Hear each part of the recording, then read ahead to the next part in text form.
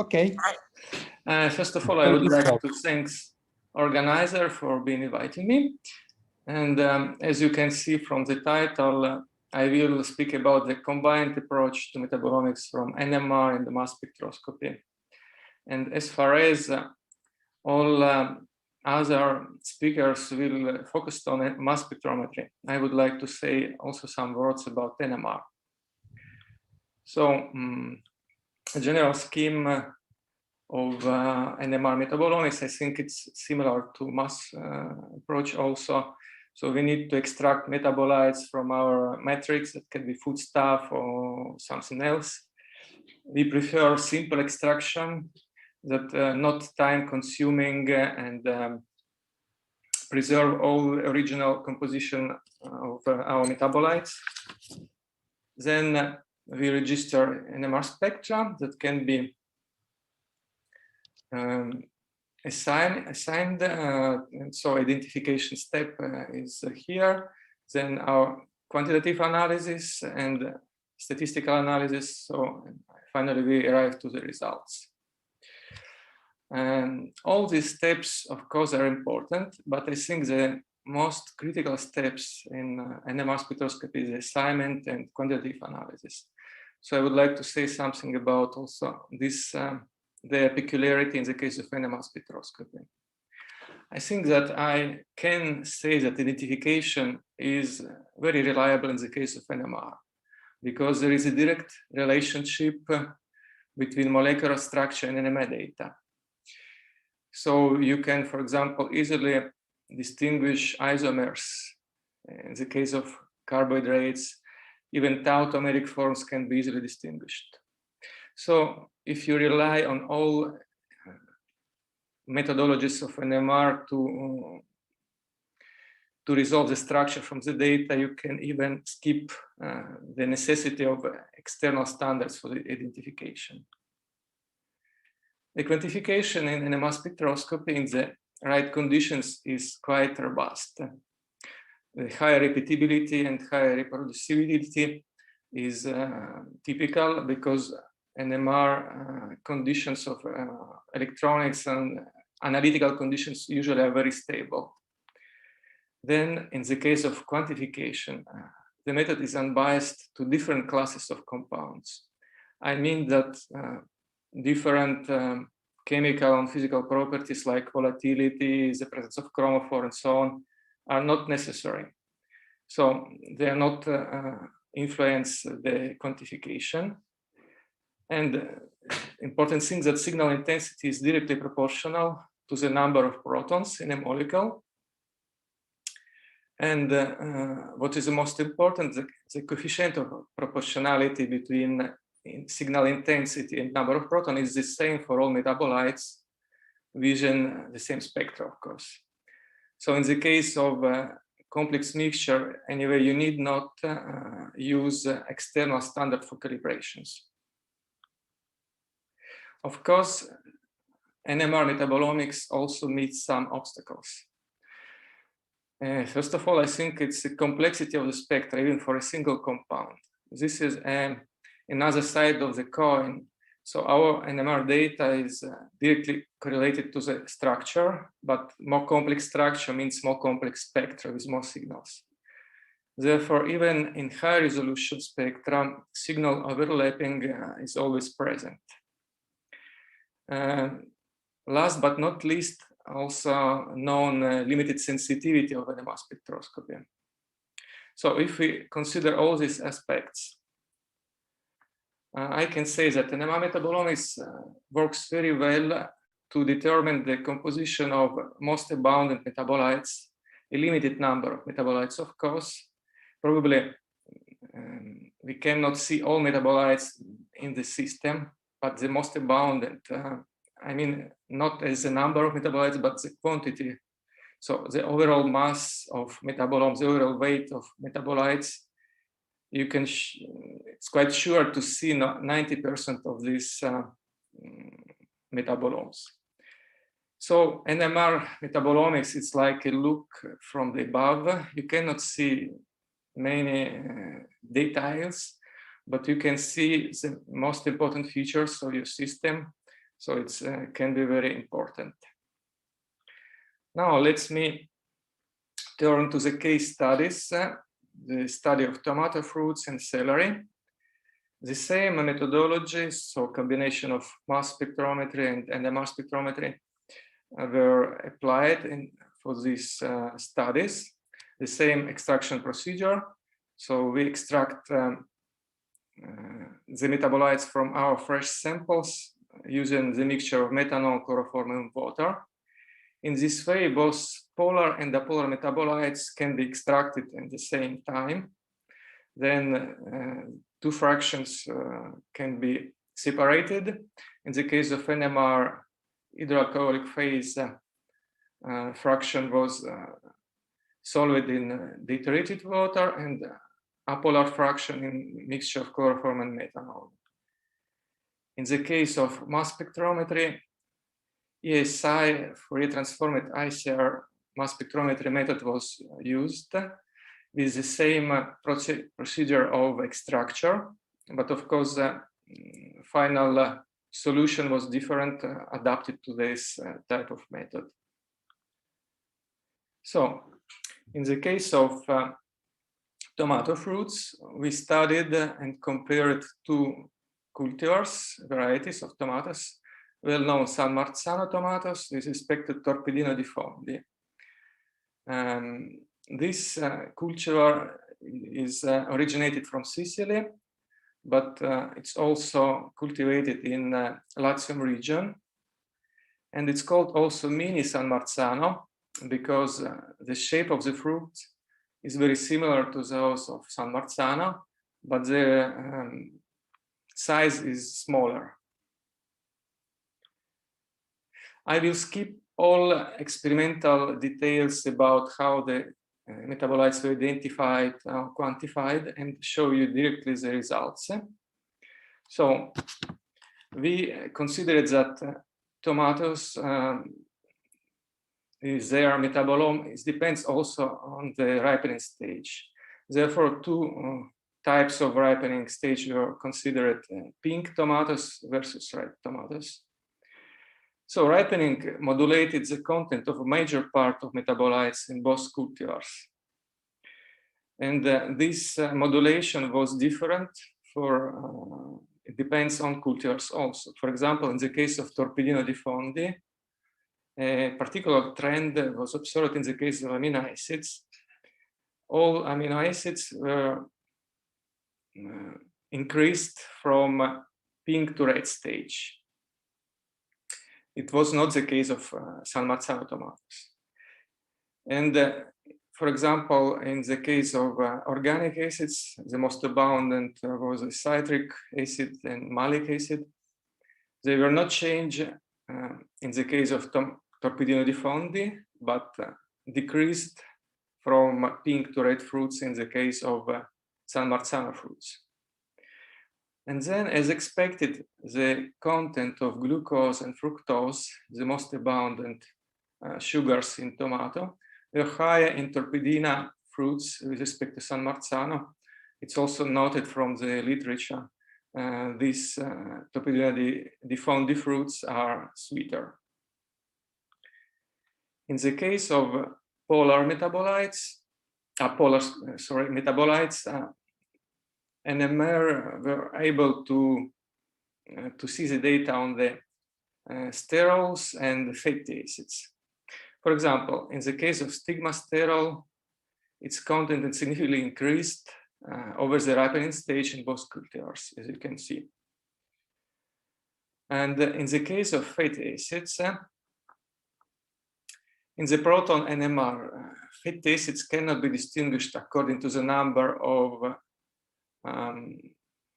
carbon atoms, according to the chain lengths, but only according to the number of double bonds. Therefore, only the total content of all saturated, monounsaturated, deunsaturated, or polyunsaturated fatty acids was observed. And the amount of fatty acids was comparable in both cultivars, and except for the case of 3 unsaturated fatty acids, more abundant in torpedino deformed fruits.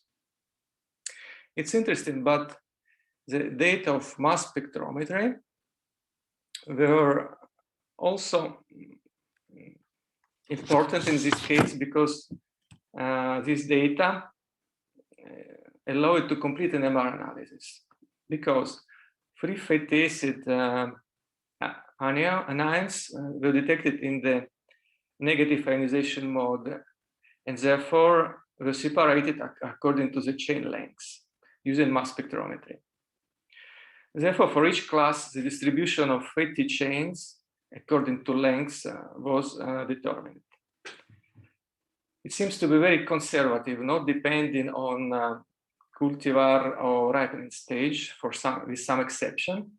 For example, in the case of red San Marzano fruits, in the case of de-unsaturated and 3 unsaturated fatty acids, the highest content of longer chain acid and the lowest content of medium chain acid were observed. Generally speaking, about mass spectrometry analysis, in the case of tomato, it was first of all a qualitative analysis. This is an example of its typical workflow. So both positive and negative ionization mode spectra were obtained, and only single charged ions were detected. The raw spectra were transformed in the list of data with exact mass that can be used and was used by MassStrix free online tool. This software can transform exact mass from mass spectrometry to the list of molecular formula with composition of elements, and also to assign this formula to known natural compounds present in the database. Additionally, for the intense peak, the collision-induced dissociation spectra were obtained to confirm the identification. Now, in this way, it was possible to identify more than 1,000 molecular formulas, considering all the samples present in the study. We can see also that a larger number of compounds were detected in the case of positive ionization mode with respect to negative. And overall, in the case of torpedino deformed cultivar, a smaller number of compounds were detected with respect to San Marzano cultivar, and the ripening process from pink to red promotes a general increase in the number of identified metabolites. This data can be also seen from another point of view using Venn diagrams about the common and uncommon metabolites in all our samples. So these are the percentage data. So Venn diagrams pointed out possible similarities and differences in the metabolic profile of the samples of different cultivar and ripening stage. The combined pattern of all samples, so organic and water-soluble extracts for both cultivars and ripening stage, shows that only 19% of all metabolites were common for all samples, indicating noticeable extent of chemical diversity among our samples. If we take only one cultivar, so more than 40% of metabolites identified were common for red and pink fruits for both cultivars. We also used another way to see our data, so-called Van Krivlin plot. In this plot, the ratio of hydrogen to carbon is calculated, and with respect to oxygen to carbon ratio, and plotted in a two-dimensional graphic. So every point on this plot corresponds to a molecular formula, and the position of this point also indicates the class of compounds. In fact, we can classify our formulas to different classes of natural compounds like lipids, terpenoids, polyketides, and polyphenols, and so on. We can see that the most higher density, quindi the best difference was found in the case of lipids, terpenoids, and polyketides. And also we can, if we compare to ripening stage, red tomatoes shows the more dense maps with respect to pink tomatoes, also because there is more different metabolites present and detected in this case. We also can compare the relative frequency distribution of different classes of compounds, showing that all tomato extracts contain a majority of species composed of 3 elements: carbon, hydrogen, and oxygen, followed by 4 elements formula with nitrogen or phosphorus.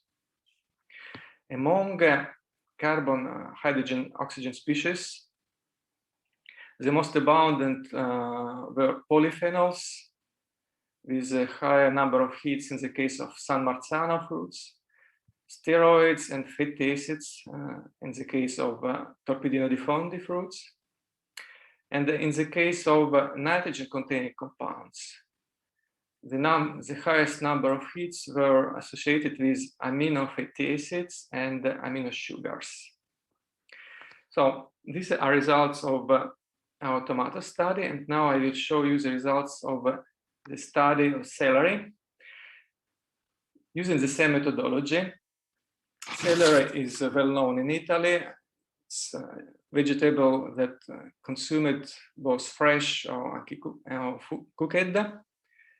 And we separate also in blade leaf and petioles to study the composition separately. Celery additionally can be used in traditional medicine like antimicrobial, diuretic, spasmolytic, laxative, and so on. His components like apigenin, luteolin, and others are known to decrease the pre- and postprandial blood glucose levels.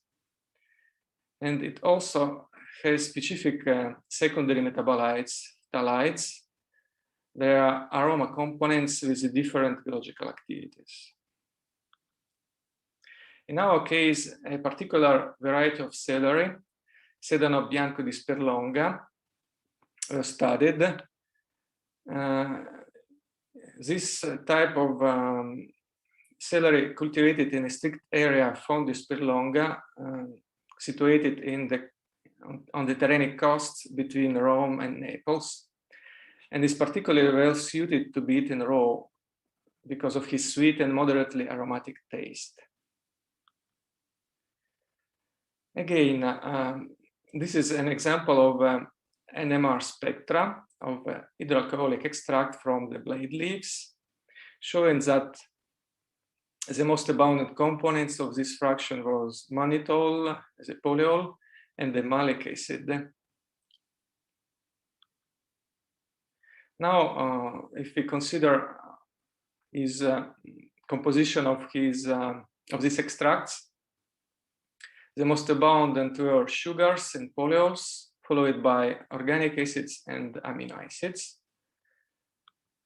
In the sugar fractions, the predominant was mannitol in both types of petioles and blade leaves, followed by fructose and glucose in the case of petioles, and sucrose and fructose in the case of blade leaves. organic acids predominantly was malic acid followed by citric acid. In the case of amino acid, quite different profile was observed in the case of petioles with respect to blade leaves. 14 amino acids were quantified, and as you can see, in the case of petioles, asparagine was the most abundant one. In the case of blade leaves, it's a glutamic acid. Lipid, so a polar fraction of celery is composed of different types of lipids, like phospholipids, galactolipids, free fatty acid sterols, and other lipids non-identified in the case of NMR. The composition of fatty acids, as I said before, it can be determined only on the class level, so saturated versus monounsaturated and so on. This composition was very different between two types of tissues. For example, in the case of blade leaves, predominantly we can see D and polyunsaturated fatty acids with respect to mono and saturated fatty acids. And this can be seen even directly from the spectra, showing that the ratio between 3 unsaturated and 2 unsaturated fatty acids is totally different in blade leaves with respect to petioles. Then we also were able to detect and quantify these particular compounds, senquinolide A and transneoquinidylide, which are typical for celery. So they belong to phthalides, components of aroma and taste of this vegetable. And what is important, the first indication of their presence was obtained by mass spectrometry, and then we use this data to find also these metabolites in NMR spectra. So here are some examples of mass spectra in positive ionization mode with different classes of metabolites that were detected and identified, and also an example of mass spectra in negative mode with organic acids and fatty acids as a components detectable.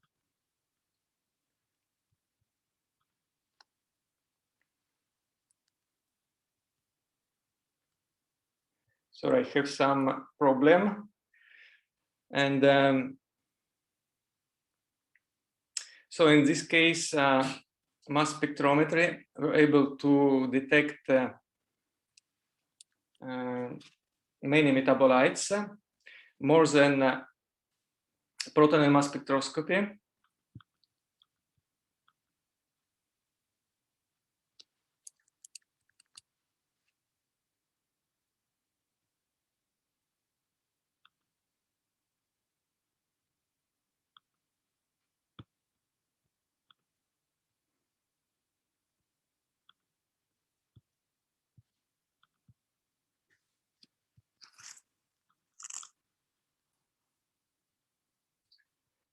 So I'm sorry for this problem. I cannot show you other slides, and I just want to say that finally the conclusion of this study was that the combination of two different methods like NMR and mass spectrometry were very useful, because these two methods were complementary. So different types of metabolites can be observed by NMR and by mass spectrometry. And I personally, I am an NMR spectroscopist, so I hope that I will be able to answer your question, but if not, you can find the details in the corresponding publication. So thank you for your attention. Thank you, Anatoly. We have some time for questions. So if you have some question, you may raise your hand in the participant list or to directly give your question, please. Hello, good evening. Thank you very much for nice presentation. I have one question regarding aroma profile. Actually, you have mentioned in your presentation that aroma profile of celery or tomato with NMR. I think it will be better if you can get the aroma profile or volatile compound with the GC and GCMS headspace. So I think it will give more complete picture, or it will be an in additional validation apart from NMR or MS. So what do you think? So I'm sorry that I cannot hear some words were skipped. Can you repeat? Yeah. Actually, you in your presentation you have mentioned that aroma profile of tomato as well as celery, and with NMR or mass spectrometry.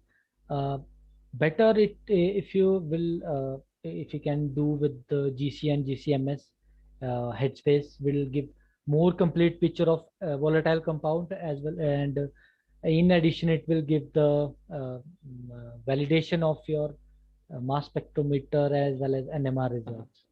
So we can add some more compounds. So what do you think it is? No, I think it's very good. Your notion is, I'm totally in agree with you, because additional methods can validate their results and give more information. So I'm agree.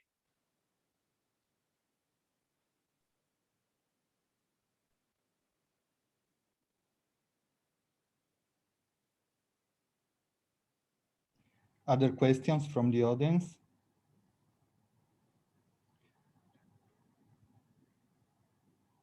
I have a question about free fatty acids.